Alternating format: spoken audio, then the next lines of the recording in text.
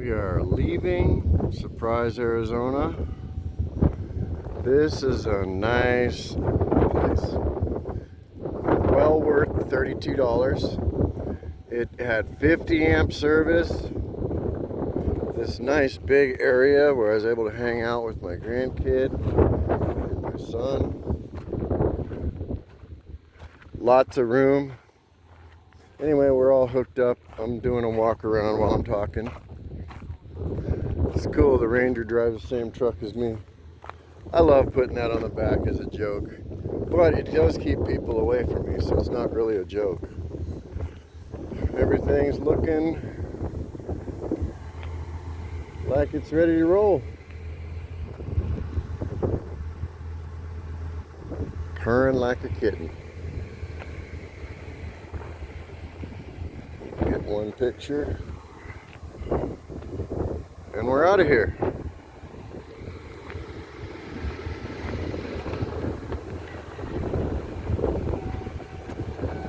All right, puppy dog.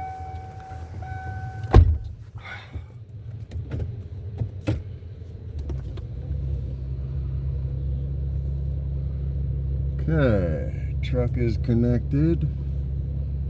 Lights are on. Everything's all unplugged. All the windows are closed. We've got over a quarter tank of gas.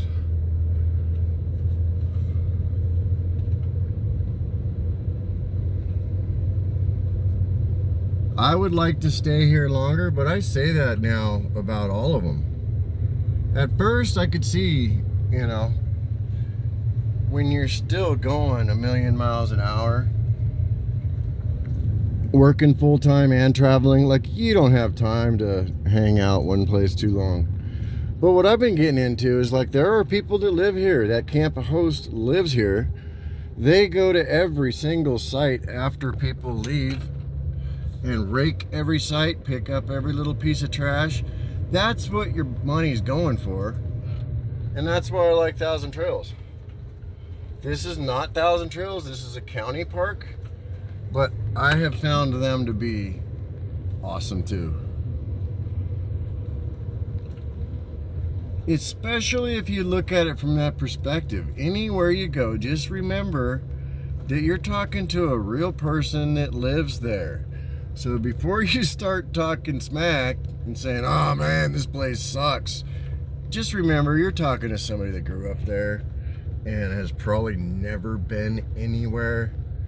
So don't be a jerk.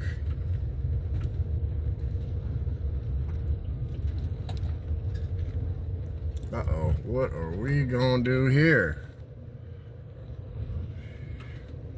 See, there might be enough room right here. I'm gonna stop. I'm towing, so I think we got it.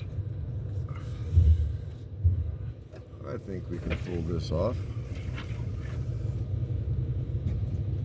Sweet. Oh.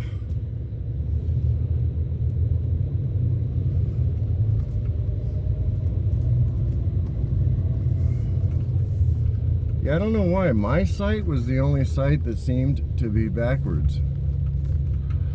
But it doesn't matter. I'm going to let this camera roll for a minute just because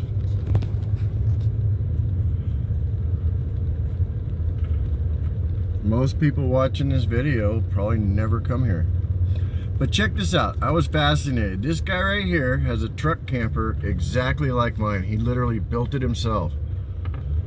He's got a bed back there. He's got a battery.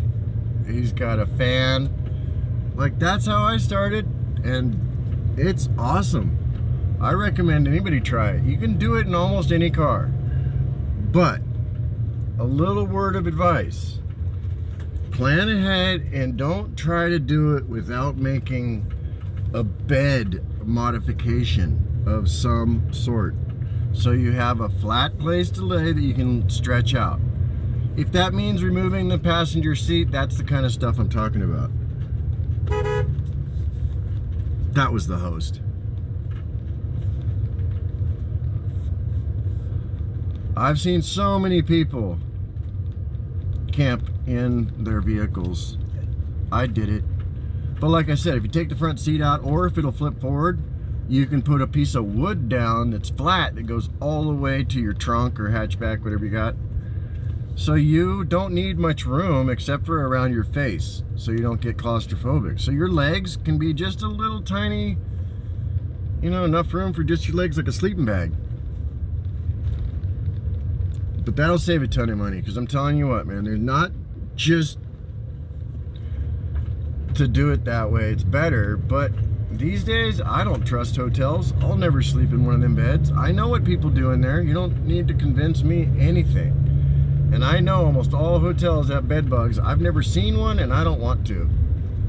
So that's my view on hotels. Not to mention, Jesus, they're $100 a night for nothing. Anyway, we are going to continue on. This road literally just goes out of the park and onto a highway. 45 minutes later, probably a lot less than that, but we'll be at Lake Pleasant, because I'll pay the day use fee or whatever it is. I want River to be able to swim in the lake. And if that means I got to unhook my truck, so be it. I got all day. I'm sleeping in a Walmart, so the more time I can spend doing fun stuff, the better. And I don't think I'm actually going to check in today at Verde Valley. I might, but I might not. We'll see. Who cares? I'm the boss. All right, anyway, peace out.